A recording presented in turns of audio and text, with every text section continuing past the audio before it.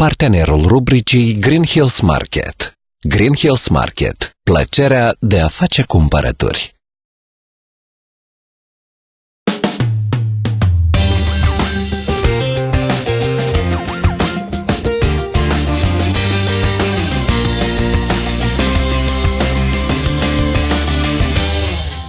E destul de greu să-ți refuzi poftele când la orice colț se ivesc tentații care mai de care.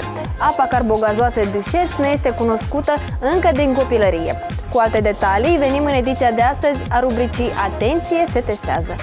Știați că pe lângă apă, zahăr și coloranți, apa răcoritoare carbogazoasă conține multe alte adaosuri alimentare. Despre beneficiile, dar și efectele dăunătoare ale băuturii Duchesse, urmăriți în cele ce urmează. Culoarea aurie a produsului face din ochi chiar și celor mai sceptici, iar gustul nu dezamăgește niciodată. Să vedem însă ce spune juriul critic. Propunem în atenția cumpărătorilor băutură răcoritoare carbogazoasă. Publicul poate aprecia calitatea apei a 4 producători codificați sub numerele 1. Ledinaia Jemciujina, 2. Napitki Cernogolovski, 3. Royal Penguin și 4. Natahtari. Votez pentru numărul 4. Mi-a plăcut mai delicioasă.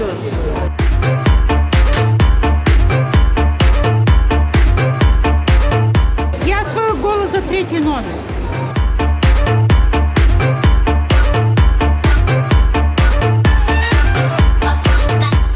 Pentru numărul 4, da, eu am votat. E foarte bine, bun.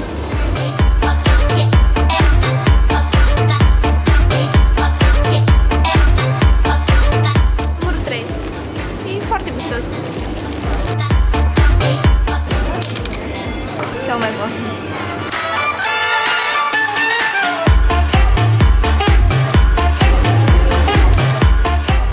În rezultatul degustării, cele mai multe voturi au fost atribuite produsului codificat sub numărul 3, Royal Penguin. Deseori auzim de cazuri de contrafacere a produselor alimentare. Oare scenariul se aplică și în cazul apei carbogazoase? Până să aflăm rezultatele, noi vă sfătuim să verificați de 2 ori înainte de a cheltui bani. Dacă doriți să cumpărați apă Duchesse după rețeta veche, căutați pe etichetă numărul final 89.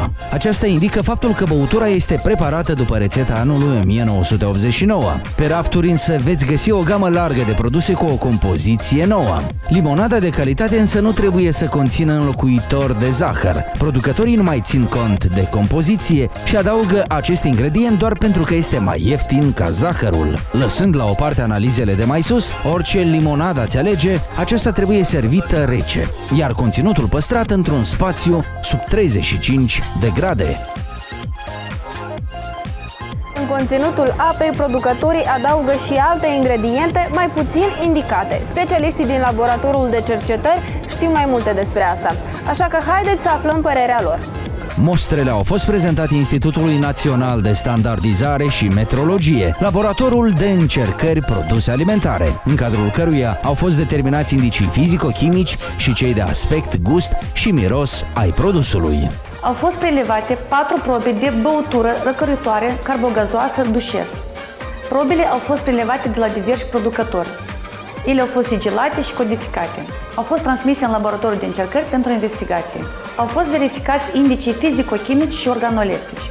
Conform indicilor fizico-chimici, și anume la conținutul de conservanți și conținutul de îndulcitor și anume aspartam, zaharoză, ciclomat, băutura carbogazoasă corespunde indicilor stabiliți în documentelor normative și se încadrează în limitele stabilite de aceste documente. Conform indicilor organoleptici, și anume consistență, culoare, gust, miros, băutura răcoritoare corespunde cerințelor documentelor normative. În urma testelor de laborator, produsele au fost clasate pe următoarele locuri. Pe locul 1, probele codificate cu numărul 1 și 4. Pe locul 2, proba codificată cu numărul 2 și pe locul 3, proba codificată cu numărul 3. În rezultatul analizelor fizico-chimice, punctajul maxim l-au obținut producătorii sub numerele 1. Ledinaia Jemciujina și 4. Natahtari. Partenerul rubricii Green Hills Market. Green Hills Market. Plăcerea de a face cumpărături.